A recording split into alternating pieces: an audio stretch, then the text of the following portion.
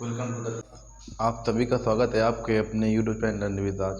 तो कल हमारा वोकैब का सेशन था, आज हमारा डे मंडे और हमारा आज है ग्रामर का सेक्शन।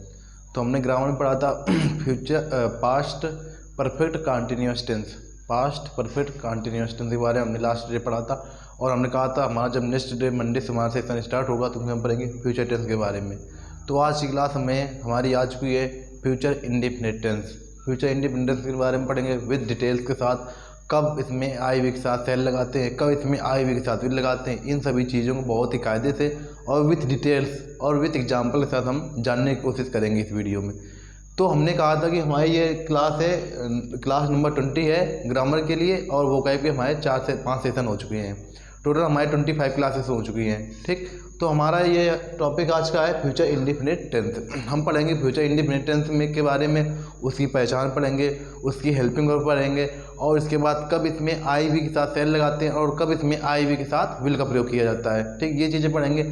और इसके बाद अगर जिन लोगों ने हमारे लास्ट के वीडियो मिस किए हैं तो वो लोग ये समझ लेना बहुत कुछ मिस कर रहे हैं और वो अपना अगर ग्रामर में अगर अपनी पकड़ मजबूत करना चाहते हैं, अगर ग्रामर में अपनी पकड़ मजबूत करना चाहते हैं तो ये टेंस समझ लीजिएगा बिल्कुल बेसिक तरीके हैं। आधार जिसको कहा जाता है, ये बेसिक तरीके हैं। अगर आपकी पकड़ ग्रामर में मजबूत करनी है तो टेंस सर्वप्रथम हमें टेंस में अपनी पकड़ मजबूत करनी होगी, क्योंकि इसके बाद हमारे जो नेक्स्ट टॉपिक आएंगे उसमें आएगा हमारा नरेशन, फिर इसके बाद एक्टिव वाइज पैसिव वाइज। तो वहाँ पर इन सभी चीज़ों का काम होता है कि बताओ फ्यूचर इंडिफिनिट की साइक्रिया क्या होती है, पास्ट इंडिफिनिट की साइक्रिया क्या होती है, प्रेजेंट इंडिफिनिट की साइक्रिया क्या होती है। तो अगर आप लोग ये नहीं पढ़ेंगे तो ये समझ लेना वहाँ पर आप कुछ नहीं पढ़ पाएंगे। वहाँ पर आपको समझ ही नहीं आएगा कि वहाँ पर किसी इसकी साइक्रिया कब चेंज कर दी, कब इसमें आईएनजी लग गया, कब इसमें बीइंग हुआ। तो ये चीज़ें मैटर करती है ना। तो इस वजह से बहुत ही कायदे और मोस्ट इंपॉर्टेंट है क्लास, ये समझ लेना। आज की क्लास मोस्ट इंपॉर्टेंट है। जिन लोगों ने अगर लास्ट के सेशन मिस किए हैं तो ये समझ लेना कि आप लोग सर्च कर सकते हैं tense by Raj Yadav. YouTube में आप जाइए और यूट्यूब में सर्च करिएगा टेंस बाई राज यादव। तो आप लोग हमने प्लेलिस्ट बना दी है, उसमें प्लेलिस्ट में आपको 19 वीडियो मिल जाएंगे। आज है हमारा 20वां वीडियो है। तो 19 वीडियो आप ये समझ लेना करीब 15 से 20 मिनट की हमारी क्लासें होती हैं, 20 से 25 मिनट की केवल बस इतनी क्लासें हैं। ठीक है, तो आप लोग इनको बहुत ही कायदे से देख सकते हैं और अपनी नोट्स को बना सकते हैं अगर जिन लोगों को पढ़ना है कायदे से। ठीक, तो वो समझ लेना ये मोस्ट इंपॉर्टेंट क्लासें हैं। आप लोगों को एक से स्टार्ट कीजिएगा। ठीक है, हमने इंट्रोडक्शन क्लास दी थी, इसके बाद हमारा फर्स्ट टॉपिक कहाँ पर उसमें फर्स्ट टॉपिक हमारा कंप्लीट हुआ था प्रेजेंट इंडिफिनिट टेंस का। तो जिन लोगों ने नहीं देखा तो ये सर्च कर सकते हैं टेंस बाई राज यादव। तो आपको 19 वीडियो मिल जाएंगे। आप लोग धीरे धीरे करके वहाँ से वीडियो देखते हुए अपनी नोट्स बना लेना। और इसके बाद हम यहाँ से पढ़ा रहे हैं फ्यूचर इंडिफिनिट टेंस। तो जो लोग हमारे चैनल में नए जुड़े तो उन सभी लोगों का आपका बहुत ही तहे दिल से स्वागत है। और ये समझ लेना अगर आप लोग इस चैनल में आए तो आपको 100% यहाँ से कुछ ना कुछ नया और कुछ ना कुछ अपडेट सीखने को मिलेगा, ये हमारी गारंटी है। तो चलिए बिना टाइम वेस्ट किए आज की अपनी क्लास को स्टार्ट करते हैं। हमारा आज का टेंस है फ्यूचर इंडेफिनिट टेंस। हम सर्वप्रथम हमने आपको फर्स्ट डे हमने जब अपनी क्लास ली थी टेंस का, हमने जब इंट्रोडक्शन दिया था तो हमने आप लोगों को बताया था प्रेजेंट टेंस का मतलब क्या होता है, पास्ट टेंस का मतलब क्या होता है और फ्यूचर टेंस का मतलब क्या होता है। तो हम पढ़ रहे हैं आज फ्यूचर टेंस के बारे में। तो जान लीजिए एक बार, प्रेजेंट टेंस यानी कि जो काल चल रहा है, यानी कि जो समय चल रहा है उसको कहा जाता है प्रेजेंट में आता है वो।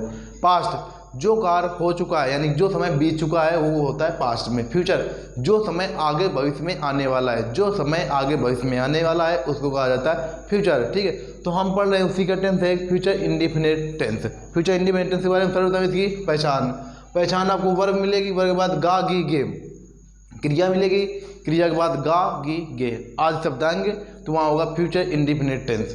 समझो, क्रिया यानी वर्ब मिलेगी, वर्ब वही जिस शब्द से किसी कार्य का करना या होना पाया जाए, जिस शब्द से किसी कार्य का करना या होना पाया जाए उसे वर्ब कहा जाता है। जैसे आना जाना, खाना पीना, लेटना बैठना, पढ़ना लिखना, ये सभी वर्ब होती हैं। ठीक, तो यहाँ पर वर्ब क्रिया मिलेगी आपको, क्रिया के बाद गा गी गे आज शब्द आएंगे तो वहाँ पर होगा हमारा फ्यूचर इंडेफिनिट टेंस। अब इसके बाद इसकी हेल्पिंग वर्ब आ जाओ, सहायक क्रिया। इसको हेल्पिंग वर्ब को आ जाता है सहायक क्रिया।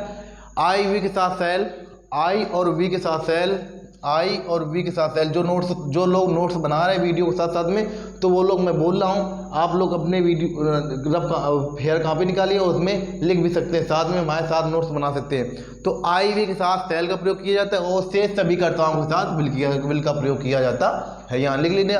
यानी हमने पहचान बताई, पहले आपको क्रिया मिलेगी, क्रिया जिन हिंदी वाक्यों के अंत में गा गी गए, ऐसा भी लिख सकते हैं, जिन हिंदी वाक्यों के अंत में गा गी गए आज शब्द आते हैं तो वहाँ पर फ्यूचर इंडिफिनिट टेंस होता है। इसके बाद इसी हेडिंग डालो हेल्पिंग वर्ब यानी सहायक क्रिया।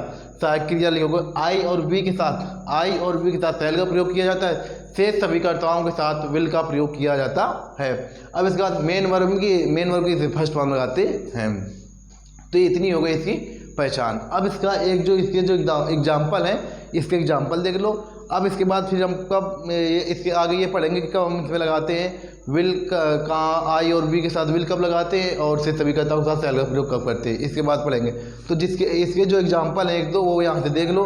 देखो, क्या मेरी बहन आज विद्यालय नहीं जाएगी, गा गी गे हमने कहा था, क्रिया मिलेगी, यहाँ पर क्रिया जाना मिल गई और इसके बाद गा गी गे यानी वर्ब मिलेगी, वर्ब के बाद आपको गा गी गे आदि शब्द मिलेंगे तो वहाँ पर होगा फ्यूचर इंडिफिनिट टेंस। ठीक, अब इसके बाद देखो, इसमें देखो मेरा भाई अवश्य गृह कार्य करेगा यानी गा गी गे यहाँ पर भी आ गया। ठीक, हम तुम्हारे साथ अवश्य खाना खाएंगे तो यहाँ पर खाना खाएंगे गा गी गे आदि शब्द आ रहे हैं। ठीक, और ये आ गया मैं आज एक गीत क्यों नहीं लिखूंगा, इसमें भी आ रहा है गा गी गे। अब इसके बाद तुम्हें एक पत्र अवश्य लिखना पड़ेगा, इसमें ये आ रहा है गा गी गे यानी जिन हिंदी वाक्यों के अंत में क्रिया यानी वर्ब मिलेगी, इसके बाद गा गी गे क्रिया यानी वर्ब के बाद गा गी गे आदि शब्द आएंगे तो वहाँ पर होगा फ्यूचर इंडिफिनिट टेंस। ठीक, और इसकी हेल्पिंग वर्ब होगी आई और वी के साथ शैल का प्रयोग करेंगे, शेष सभी कर्ताओं के साथ विल का प्रयोग किया जाता है। अब इसके बाद इसके हम सेंटेंस देखते हैं। हमारा फर्स्ट सेंटेंस और मेन वर्ब की फर्स्ट फॉर्म यानी मेन वर्ब का मूलभूत रूप इसमें प्रयोग किया जाता है। जैसे क्या मेरी बहन आज विद्यालय नहीं जाएगी, तो देखो यहाँ पर क्या है, शैल का प्रयोग कहाँ करते हैं, आई और वी के साथ शैल का प्रयोग करते हैं, शेष सभी कर्ताओं के साथ विल का प्रयोग किया जाता है। अब सेंटेंस में पहचानो कौन सा है, क्या मेरी बहन आज विद्यालय नहीं जाएगी, क्या यानी कि डब्ल्यू जब पहले आया है तो ये इंट्रोगेटिव का वी कौन सा है, निगेटिव, इंट्रोगेटिव का निगेटिव कैसा है, इंट्रोगेटिव भाई भी है और इंट्रोगेटिव का निगेटिव। तो इसको हमने कहा था इसको हेल्पिंग वर्ब से स्टार्ट करते हैं, तो इसमें हेल्पिंग क्या लगेगी, विल मेरी बहन है, will my sister not go to school today, will my sister go to school today. देखो, क्या मेरी बहन आज स्कूल नहीं जाएगी, will my sister not go to school today. हमने इसको आपको फर्स्ट डे क्लास में बताया था, इसके मैंने वहाँ पर नियम भी बताए हैं, कैसे हम डबल इंट्रोगेटिव बनाते हैं, कैसे हम डबल इंट्रोगेटिव निगेटिव बनाते हैं, कैसे इसके हमने रूल भी लिखाए हैं। तो जिन लोगों ने अगर वो लास्ट की वीडियो मिस किए हैं तो उनसे रिक्वेस्ट रहेगी कि लास्ट की वीडियो को अपने साथ देखते जाइए और यहाँ से आप लोग स्टार्ट कर सकते हैं। ठीक, नया पोर्सन नया टेंस है तो यहाँ से आपको समझ में आएगा। और जिन लोगों ने अगर मिस किया है तो लास्ट की वीडियो देख लेना। ठीक है, जरूर देखने हैं, 100% देखने हैं। ठीक, तो देखो, will my sister not go to school today, क्या मेरी बहन आज विद्यालय नहीं जाएगी। अब हमारा नेक्स्ट सेंटेंस आ रहा है, मैं आज एक गीत क्यों नहीं लिखूंगा। ठीक, तो ये कौन कैसा है, डबल इंट्रोगेटिव है और इसके बाद निगेटिव है यानी डबल इंट्रोगेटिव का निगेटिव। जब हमने कहा था व्हाई हो गया, हाउ मैनी हो गया, हाउ मच हो गया, विच हो गया, ये आते हैं डबल इंट्रोगेटिव वर्ड्स होते हैं। तो इसका हमने बनाने नियम बताया था, सर्वप्रथम डबल इंट्रोगेटिव वर्ड्स बनाओ। तो इसमें डबल इंट्रोगेटिव वर्ड्स क्या है, WH भाई है तो भाई। अब इसके बाद तुमको लगानी सहायक क्रिया, तो सहायक क्रिया लगेगी इसमें, मैं है तो आई और वी के साथ लगाते हैं शैल, तो यहाँ पर मैं यानी आई आ रहा है तो यहाँ पर लगाएंगे शैल, वाई शैल आई। इसके बाद नाट है तो नाट लगाओ, वरना बची हुई हेल्पिंग वर्ब लगाओ। तो इसमें नाट है तो हम नाट लगा दे रहे हैं, ठीक है, लेकिन इसमें बची हुई हेल्पिंग वर्ब नहीं है तो वाई शैल आई नाट। अब इसके बाद लगानी है आपको वर्ब, तो यहाँ पर क्या लिखना है, तो राइट, वाई शैल आई नाट राइट। अब एक गीत है, ये ऑब्जेक्ट है, ए सॉन्ग, इसके बाद आज है तो टुडे, लास्ट में क्वेश्चन मार्क। देखो, मैं आज एक गीत क्यों नहीं लिखूंगा, तो why shall I not write a song today. ठीक, अब इसके बाद हमारा ये दो एग्जाम्पल हो गए। अब हमको ये समझना है कि कब हमको आई और वी के साथ सेल का प्रयोग किया जाता है। मोस्ट इम्पॉर्टेंट वीडियो ये समझ लेना, यहाँ से प्रेजेंट फ्यूचर इंडिफिनिट टेंस ये समझ लेना, मोस्ट इम्पॉर्टेंट है ये फ्यूचर का इंडिफिनिट टेंस।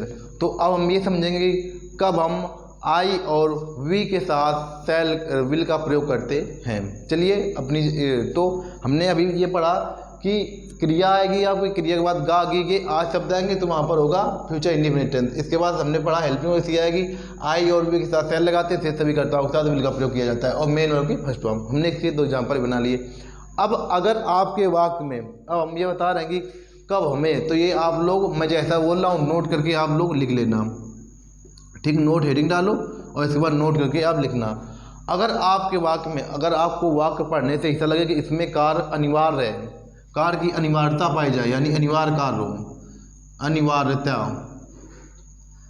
कार्य की अनिवार्यता पाई जाए, ठीक, मतलब कार्य 100% अवश्य, मतलब अवश्य उसमें होगा, अवश्य। फिर इसके बाद या तो जरूर मिलेंगे, ये सब मतलब ये अनिवार्यता के लिए है, जरूर हो गया, ठीक। और इसके बाद अवश्य हो गया, ये सब अनिवार्यता के लिए है। और इसके बाद अगर आपको सेंटेंस में वादा किया जाए, ठीक, वादा या धमकी, ये अगर भाव आपके सेंटेंस में प्रकट हो रहे हैं तो वहाँ पर ये समझ लेना, वहाँ पर लगाते हैं आई और वी के साथ विल का प्रयोग करते हैं, ठीक। और शेष सभी का काम के साथ शेष के साथ सेल का प्रयोग करते हैं। अब इसको समझो हमने लिखा क्या है। देखो आपको वाक्य पढ़ना है, वाक्य पढ़ने के बाद अगर आपको वाक्य में ऐसा लगे कि इसमें वादा किया जा रहा है या तो वादा किया जा रहा है या फिर धमकी दी जा रही है, ठीक। और या तो फिर जरूर या अवश्य ये शब्द आपको मिलेंगे, या तो जरूर मिलेगा या तो अवश्य मिलेंगे, ये अनिवार्यता को प्रकट करेंगे। तो अगर आपके वाक्य में अनिवार्यता प्रकट हो रही है तो वहाँ पर आई और वी के साथ, इसमें ये समझ लेना हेल्पिंग और आपस में एक्सचेंज हो जाती हैं। आई और वी के साथ वहाँ पर लगाते थे सेल, तो यहाँ पर हम लगाएंगे आई और वी के साथ विल, यानी कि जस्ट उल्टी, यानी कि इधर की उधर और उधर की इधर। अगर आपके वाक्य में अनिवार्यता का भाव प्रकट हो रहा है, अनिवार्यता के लिए कौन से शब्द आपको मिलेंगे, या तो जरूर मिलेगा या तो अवश्य मिलेगा। और अगर वादा किया जाए, वादा हो या धमकी दी जाए, तो वहाँ पर ये समझ लेना 100% हेल्पिंग वर्ब लगेगी आई और वी के साथ विल और शेष सभी कर्ताओं के साथ सेल। हमने क्या कहा, अगर आपको वाक्य पढ़ने से, वाक्य पढ़ोगे आप लोग, ठीक, वाक्य पढ़ने से अगर आपको वाक्य में लगेगी इसमें वादा किया जा रहा है या धमकी दी जा रही है या कार्य में अनिवार्यता यानी कार्य को अवश्य या जरूर ये सब मिलेंगे, तो वहाँ पर 100% ये समझ लेना कि आई और वी के साथ विल लगाएंगे, शेष सभी कर्ताओं के साथ सेल का प्रयोग किया जाएगा, ठीक। तो हम अब इसके एग्जाम्पल हमने क्या कहा, ये नोट करके लिखना है आपको, ये समझ लेना मोस्ट इंपॉर्टेंट थिंग्स है, ये चीज़ें हैं, ये समझ लेना कोई बताता नहीं है, तो ये मोस्ट इंपॉर्टेंट आपको कायदे से नोट करना है। अगर सेंटेंस में, अगर वाक्य में, अगर ऐसा लिखना, अगर फ्यूचर इंडिफिनिट टेंस के वाक्य में हमें अनिवार्यता मतलब ये होता है कि जरूर या अवश्य ये सब मिलेंगे, अनिवार्यता का भाव प्रकट हो तो आए, और या फिर इसके बाद वादा या धमकी दी जाए, वादा किया जाए या धमकी दी जाए, तो वहाँ पर आई और वी के साथ विल का प्रयोग किया जाता है, शेष सभी कर्ताओं के साथ सेल का प्रयोग किया जाता है। हमने क्या कहा, अगर अनिवार्यता और या तो जरूर मिलेगा या तो अवश्य मिलेगा, ये सब मिलेंगे, फिर या तो वादा या धमकी दी जाए, तो वहाँ पर आई और वी के साथ सेल विल का प्रयोग करते हैं, शेष सभी कर्ताओं के साथ सेल का प्रयोग करते हैं। ये इसलिए हम रिपीट कर रहे हैं कि ये इंपॉर्टेंट थिंग्स है, ये समझ लेना। तो अब हम इसको अपने सेंटेंस में देखते हैं। मेरा भाई अवश्य गृह कार्य करेगा, यानी कि अवश्य आ गया इसमें, यानी जरूर 100% है, 100% से जब कहा जाए 100% है, ठीक। मेरा भाई आज अवश्य गृह कार्य करेगा, तो माई ब्रदर सेंटेंस पढ़ने से लगेगा कि हाँ इसमें अनिवार्यता का, सेंटेंस को पढ़ने से आपको लगेगा हाँ इसमें अनिवार्यता का भाव प्रकट हो रहा है। तो जब अनिवार्यता का भाव फ्यूचर इंडिफिनिट टेंस में प्रकट होगा तो वहाँ पर आई और वी के साथ विल का प्रयोग करेंगे, शेष सभी कर्ताओं के साथ सेल का प्रयोग किया जाएगा। देखो माई ब्रदर, अब यहाँ पर माई ब्रदर है तो आई और वी के साथ तुमको लगाना है विल, शेष सभी कर्ताओं के साथ सेल, तो यहाँ पर लगाएंगे माई ब्रदर सेल डू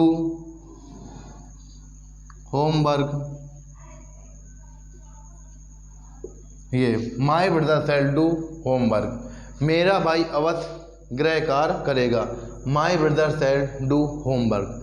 यहाँ पर अवश्य आ रहा है या अनिवार्यता भाव प्रकट हो रहा है, यानी जब कार्य में 100% सियोरिटी पाई जाए तो वहाँ पर आपको हेल्पिंग वर्ब आपस में एक्सचेंज करनी है। आई और वी के साथ लगाना है विल, और से सभी कर्ताओं के साथ सेल का प्रयोग करना है। ठीक, अब इसके बाद देखो, हम तुम्हारे साथ अवश्य खाना खाएंगे, ये इसमें भी अवश्य आ रहा है। तो देखो, तो यहाँ पर भी हेल्पिंग और आपस में एक्सचेंज होगी, तो वी हो गया। फिर इसके बाद यहाँ पर वी, तो आई और वी के साथ यहाँ पर जरूरी है तो अवश्य आएगा। तो देखो अनिवार्यता भाव प्रकट हो रहा है, तो यहाँ पर आई और वी के साथ लगाएंगे विल, तो यहाँ पर वी आ रहा है तो वी के साथ क्या लगाएंगे, विल, वी विल। और खाना eat, we will eat the food, we will eat the food with you.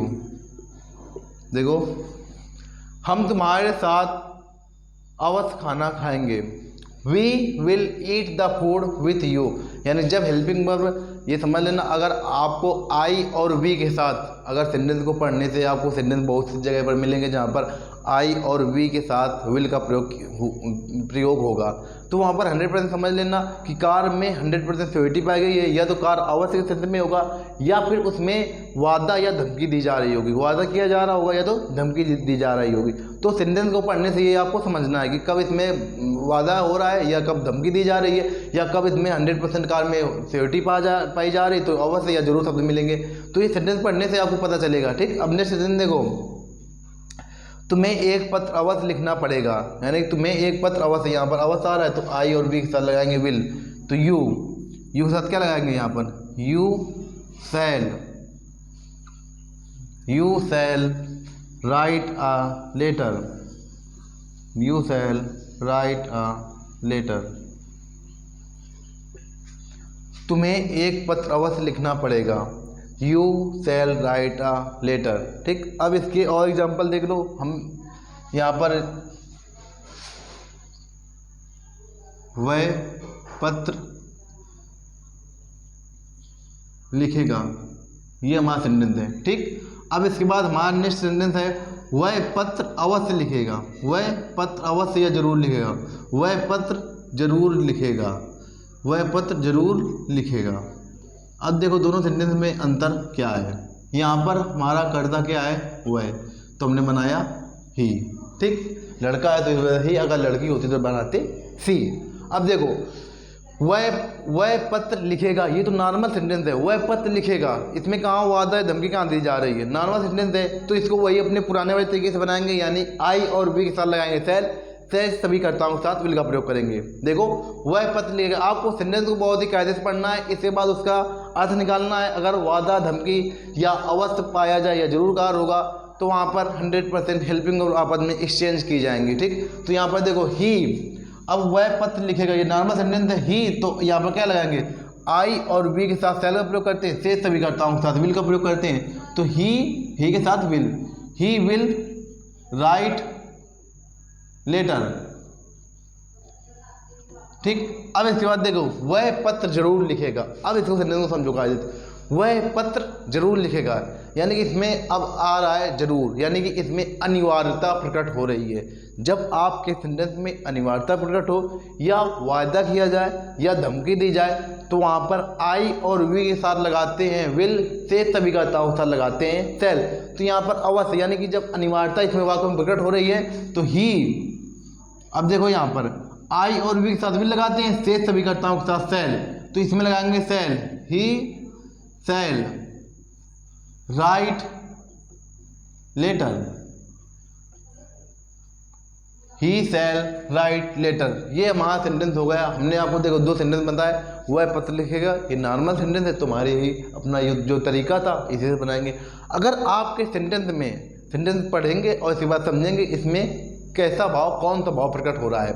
अगर सेंटेंस में अनिवार्यता है, यानी कि अवश्य या जरूर शब्द मिलेंगे, तो वहाँ पर हेल्पिंग और आपस में चेंज होंगी। ठीक, और अगर या तो सेंटेंस में वादा किया जाएगा या तो धमकी दी जाएगी, या सेंटेंस में वादा किया जाए या धमकी दी जाएगी, तो वहाँ पर भी हेल्पिंग वर्ब आपस में बदलेंगे। ठीक, ये हमारे हो गए एग्जाम्पल। अब हम इसके सेंटेंस के बारे में, चलो इसका एक इसका हम सेंटेंस का आगे ओवरव्यू लेते हैं, फिर इसके बाद आगे की अपनी क्लास को कंटिन्यू करते हैं। देखो हम पढ़ रहे थे फ्यूचर इंडेफिनिट टेंस।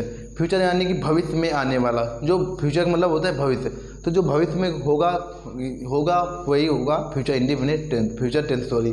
ठीक, अब इसके बाद देखो यहाँ पर इसकी पहचान हमने कहा कि वर्ब मिलेगी यानी क्रिया मिलेगी, क्रिया के बाद गा गी गे, क्रिया और क्रिया के बाद गा गी गे आज शब्द आएंगे। तो आप लोग लिखेंगे कि जिन हिंदी वाक्यों के अंत में गा गी गे आज शब्द आते हैं तो वहाँ पर फ्यूचर इंडेफिनिट टेंस होता है, यानी क्रिया के बाद गा गी गे आज शब्द आएंगे तो वहाँ पर फ्यूचर इंडेफिनिट टेंस होगा।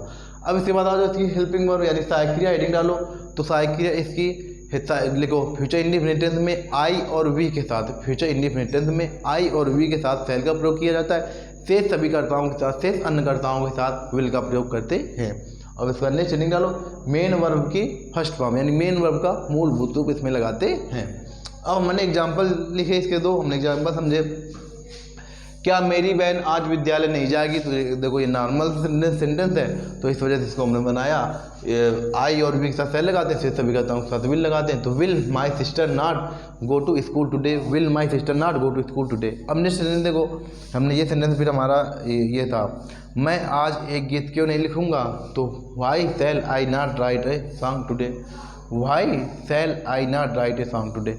अब हमने पढ़ा कि जब आपके सेंटेंस में आपको सेंटेंस पढ़ना है और फ्यूचर इंडिपेंडेंस के बारे में बता रहे हैं, अगर सेंटेंस पढ़ने के बाद आपको ऐसा लगे कि हाँ इसमें अनिवार्यता का भाव प्रकट हो रहा है या जरूर या अवश्य ये शब्द आपको मिलेंगे, या सेंटेंस में वादा या धमकी दी जा रही हो, या फिर सेंटेंस में वादा या धमकी दी जा रही हो, तो वहाँ पर सहायक क्रियाएँ यानी हेल्पिंग वर्ब आपस में एक्सचेंज हो जाती हैं। वहाँ पर लगाते हैं आई और वी के साथ विल का प्रयोग करते हैं, शेष सभी कर्ताओं के साथ सेल का प्रयोग करते हैं। अब हमने इसके एग्जाम्पल पढ़े मेरा भाई अवश्य गृह कार्य करेगा, यानी कि इसमें अवश्य आ गया, अनिवार्यता प्रकट हो गई तो इसमें हेल्पिंग और आपस में चेंज हो जाएंगी। वहाँ पर लगाते हैं हम आई वी के साथ लगाते थे सेल, तो यहाँ लगाएंगे आई और वी के साथ विल का प्रयोग करेंगे, शेष सभी कर्ताओं के साथ सेल का प्रयोग करेंगे। तो my brother shall do homework, मेरा भाई अवश्य गृह कार्य करेगा। ठीक, नेक्स्ट सेंटेंस देखो हम तुम्हारे साथ अवश्य खाना खाएंगे, इसमें अवश्य आ रहा है यानी अनिवार्यता का भाव प्रकट हो रहा है तो इसमें भी हेल्पिंग वर्ब बदल के लगेंगी। तो we will eat the food with you, हम तुम्हारे साथ खाना अवश्य खाएंगे, we will eat the food with you. इसके बाद देखो मैं, ये तो हो गया हमारा, तुम्हें एक पत्र अवश्य लिखना पड़ेगा, तो you shall write a letter, तुम्हें एक पत्र लिखना अवश्य लिखना पड़ेगा। जब सेंटेंस पढ़ेंगे और सेंटेंस को पढ़ने के बाद आपको लगे कि इसमें अनिवार्यता का भाव प्रकट हो रहा है, ये अनिवार्यता के लिए भाव प्रकट करने के लिए आपको सेंटेंस में जरूर या तो फिर अवश्य शब्द मिलेंगे, या तो फिर सेंटेंस में वादा या धमकी दी जा रही होगी तो वहाँ पर लगाएंगे आई और वी के साथ विल का प्रयोग करेंगे, शेष सभी कर्ताओं के साथ सेल का प्रयोग करेंगे।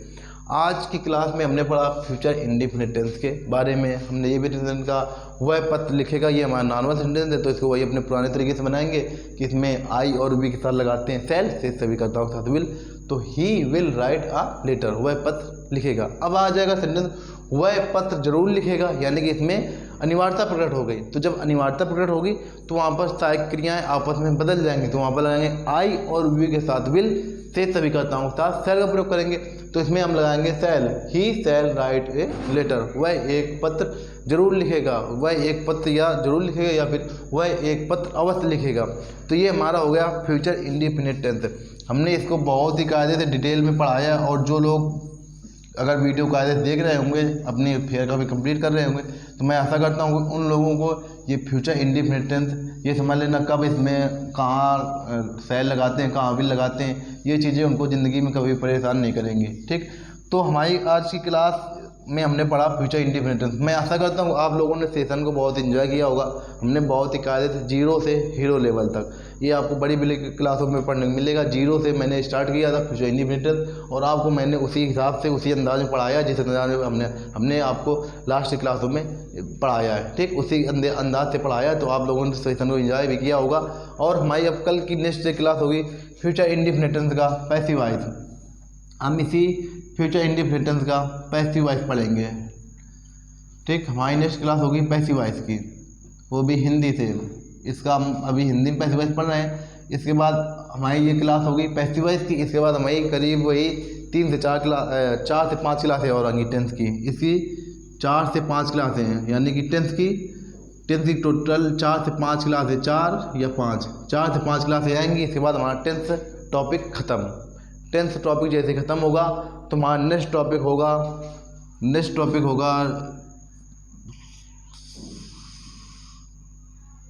उठाएंगे नरेशन। पैसिव वॉइस नहीं, पैसिव वॉइस आप लोग इसमें पढ़ चुके हैं, ठीक है। तो पैसिव वॉइस नहीं, अभी पैसिव वॉइस आप लोगों ने यहाँ पर पढ़ा है, तो हम ये सोच रहे हैं कि पहले नरेशन करा दिया जाए, ठीक। तो हमारा नेक्स्ट टॉपिक अब होगा नरेशन, ठीक।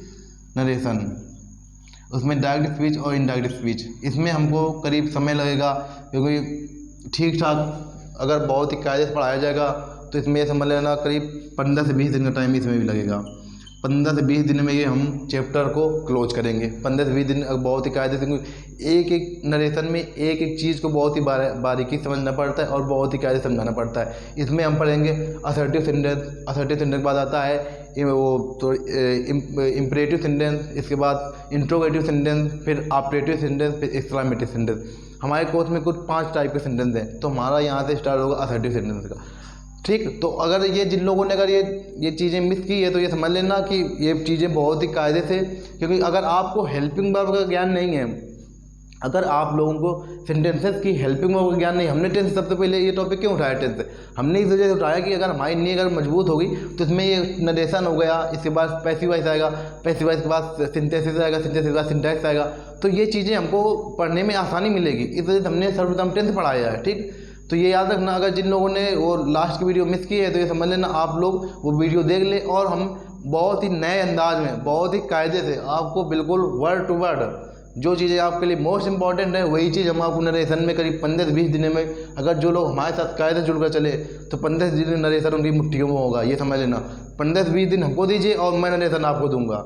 15 से 20 दिन अगर हमको देना और मैं नरेशन का पूरा बहुत ही बिल्कुल दिमाग में छाप दूंगा, ये गारंटी मेरी है। लेकिन आपको ये है कि जो चीज़ ये बेसिक, अगर बहुत से लोग ये करते अरे अभी 10th से पढ़ा रहे हैं, अभी क्या करेंगे पढ़ के, लेकिन 10th पढ़ा रहे हैं, देखो हम कौन से अंदाज में पढ़ा रहे हैं, हम कैसे 10th पढ़ा रहे हैं। 10th पढ़ाने का तरीका होता है, हम कौन से तरीके से पढ़ा रहे हैं, तरीका मैटर करता है, ठीक।